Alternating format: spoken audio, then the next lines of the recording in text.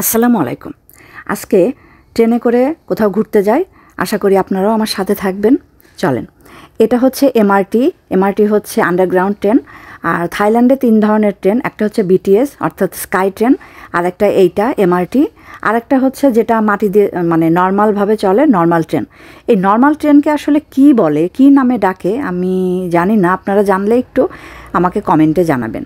তো এই স্টেশনের নাম হচ্ছে অশোক এমআরটি। এখান থেকে যাব হচ্ছে ফাউরাত নামের একটা জায়গা। তো সেই এমআরটি স্টেশনের নাম হচ্ছে সামিয়ত। এই সামিয়ত স্টেশনে নামার পরে জাস্ট এই ইন্ডিয়ান এম্পোরিয়াম অর্থাৎ ইন্ডিয়ানদের একটা এলাকা আছে থাইল্যান্ড ব্যাংককে, তো ওই এলাকার নাম হচ্ছে ফাউরাত।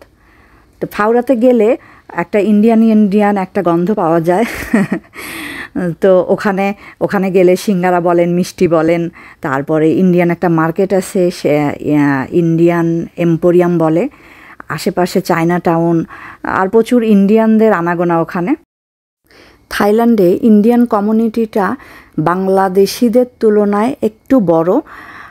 বাংলাদেশিরা আসলে খুব বেশি থাইল্যান্ডে নাই, বড় জোর পুরা থাইল্যান্ডে হিসাব করলে মোটামুটি হয়তো টোটাল 300টা ফ্যামিলি হয়তো বা আছে, এর থেকে একটু আশেপাশে কম বেশি হতে পারে।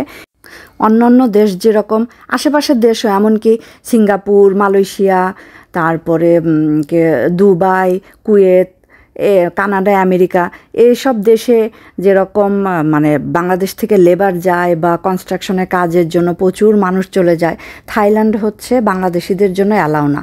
আর এই সব কনস্ট্রাকশনের কাজের জন্য থাইল্যান্ডে অ্যালাউ হচ্ছে কারা আসে জানেন? আসে হচ্ছে এই বার্মিজ, লাওস, ক্যাম্বোডিয়া, এইসব মানুষরা এই কাজ করার জন্য থাইল্যান্ডে আসে।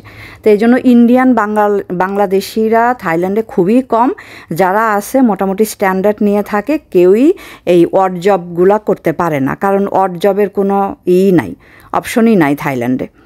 তো যাই হোক, এটা হচ্ছে ফাউরাত নামের একটা এলাকা। তো এখানেই এই যে মার্কেটটাতে আমরা ঢুকলাম, এটাই হচ্ছে ইন্ডিয়ান এম্পোরিয়াম।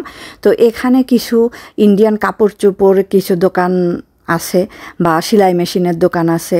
ইচ্ছা করলে ইন্ডিয়ানরা এখান থেকে বা বাংলাদেশিরা যাদের কাপড় খুবই দরকার, বেশিরভাগই মানুষ বাংলাদেশ থেকেই কিনে নিয়ে আসে, কারণ থাইল্যান্ড এত কাছে, বাংলাদেশ থেকে অনলাইনে কিনে আনতে পারে।